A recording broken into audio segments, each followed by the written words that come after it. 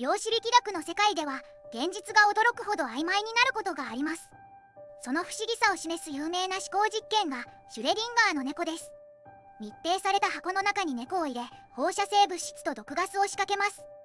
放射性物質が崩壊すると毒ガスが放出され猫は死んでしまいます。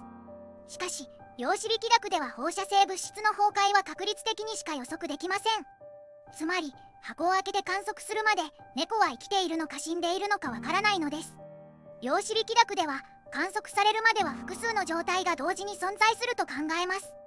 この考え方に従えば箱の中の猫は生きている状態と死んでいる状態が重ね合わさっていることになります。シュレディンガーはこの奇妙な状況を示すことで量子力学の解釈に疑問を投げかけました。この思考実験は現在も量子力学の本質的な謎を示す例として多くの科学者や哲学者によって議論され続けています。